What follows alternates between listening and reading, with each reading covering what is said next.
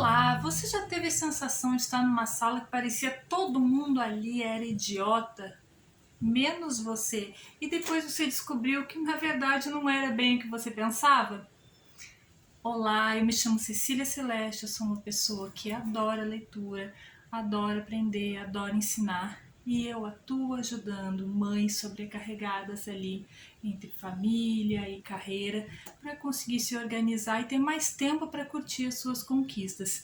E eu gosto muito de falar sobre os livros com os quais eu aprendo. Hoje eu vim falar sobre 2 livros. Este é O Monge e o Executivo, uma história sobre a essência da liderança, e esse outro aqui é Como se tornar um líder servidor, os princípios de liderança do Monge e o Executivo. Quem é que escreveu isso? Esses 2 livros são do mesmo autor, o James Hunter. E eu quero começar falando um pouco aqui sobre o Monge e o Executivo, porque esse aqui provavelmente você já ouviu falar. Esse aqui talvez você tenha ouvido falar. Então, O Monge e o Executivo é um livro de uma leitura super fácil, super agradável, e ele conta a história do John Daly, que é um gestor, um alto executivo, que de repente ele achava que estava tudo bem estruturado na vida dele, só que está cercado de gente que não está dando conta de fazer o que precisa ser feito. Então, de repente, ele percebe que a vida dele estava desmoronando enquanto gestor, enquanto marido, enquanto pai, ou seja, nas áreas diferentes da vida dele, em que ele exercia algum tipo de influência, de autoridade, enfim, eram justamente as que estavam dando errado no momento que ele achava que o erro era dos outros. Aí o John Daly, ele decide fazer um retiro. Decide não, tá meio que forçado, né? Então ele não vê outra alternativa, vai lá e faz aquele retiro no mosteiro.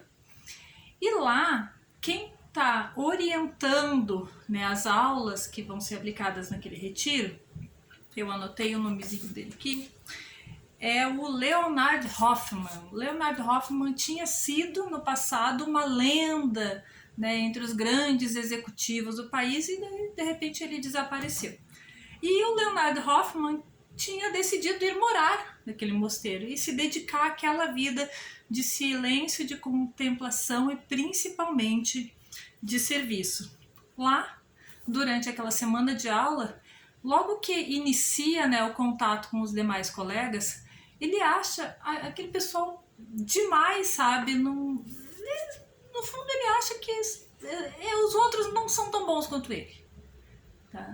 Mas ele quer muito aprender com Leonard Hoffman. E o que acontece no decorrer daquela semana não é diferente para os demais. É porque cada um tinha as suas habilidades, as suas particularidades, e inicialmente todos estavam com dificuldade na arte do ouvir. É a partir desse momento aí, desse confronto de comportamentos diferentes, que todos eles aprendem sobre a importância da liderança servidora, ouvir e servir, né? Atender às necessidades dos seus liderados. E necessidade não é o mesmo que vontade. O resto, você vai ler o livro para ver o que acontece depois. Aí, o que é o genial do James Hunter? Ele lança esse livro, aí tempos depois ele lança esse outro aqui. Do que se trata a história do como se tornar um líder servidor? É exatamente a mesma história que ele conta no Monge e o Executivo. Por que eu estou trazendo esses 2 livros aqui? Lá em dezembro do ano passado, apareceu, né, na minha vida uma oportunidade de liderar um grupo de trabalho numa área que eu não tenho, eu tenho pouquíssimo conhecimento técnico, né, que é na área de comunicação estratégica. E aí eu pensei, né, o que eu faço agora? Bom, vou estudar. Aí eu fui, me matriculei, fiz curso, fui, né, me desenvolver e aproveitei uns dias que eu tinha de férias, que eu ia viajar, e levei os 2 livros porque eu sabia, como eu já tinha lido O Monge e o Executivo, Eu sabia que esses 2 livros iam me ajudar. E o Como se tornar um líder servidor, ele traz a mesma história do monge executivo. Como é que o cara vendeu tanto assim 2 livros que contam a mesma história e fez sucesso? Porque o James Hunter, o autor, ele traz na forma de escrever o Como se tornar um líder servidor toda uma fala, toda uma comunicação. Lembra que eu te falei sobre comunicação estratégica? Ele traz uma comunicação que é voltada para um tipo de público com comportamento diferente do tipo de público que se agrada com a narrativa do monge executivo. A história mesma, né, baseada nos mesmos dados. Esse daqui vai mostrar mais os dados estatísticos que estão nesse, que baseiam esse outro, mas vai trazer assim de um ponto de vista mais formal não sei se é bem o jeito, mas mais técnico, mais analítico, que é justamente voltado para pessoas que operam ali no seu comportamento, no seu dia a dia, mais focadas em tarefas, em análise, na coisa prática. Enquanto que o monge executivo, que é uma narrativa deliciosa, ele é voltado para um tipo de comportamento, um entendimento de quem é focado mais em pessoas e conexões. Então, é muito interessante porque ele ganhou dinheiro dos 2 jeitos, eu achei sensacional, conseguindo se comunicar com um padrão de pessoas e com outro completamente diferente, trazendo os mesmos dados de formas diversas. Vou deixar aqui o meu livrinho. Ou seja, ele serviu às necessidades desses 2 tipos de pessoas. E muitas vezes eu conversando, né, com gestoras, com quem tem equipe, né, e até nos meus atendimentos em empresas, o que é comum a gente observar? A diversidade humana. As pessoas são diferentes.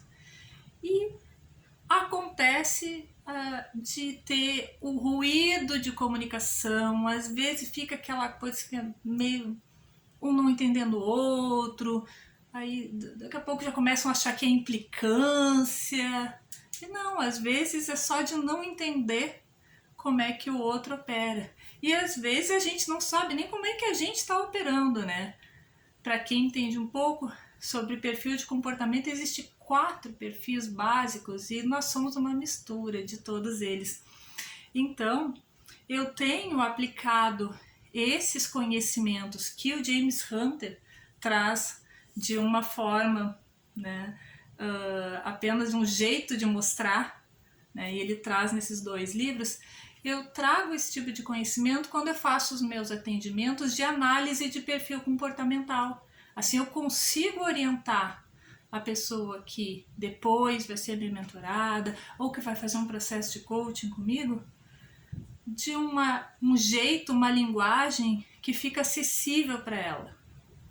Eu não vou atender do mesmo jeito uma pessoa que tem foco em tarefas e uma pessoa que tem foco em conexão com outras pessoas.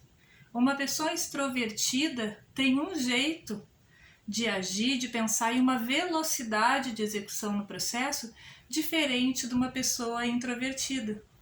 Para isso é importante ter esse conhecimento, da pessoa se conhecer também, ela sabendo lá os limites dela, ela consegue, fica muito mais fácil de ela lidar com a equipe dela.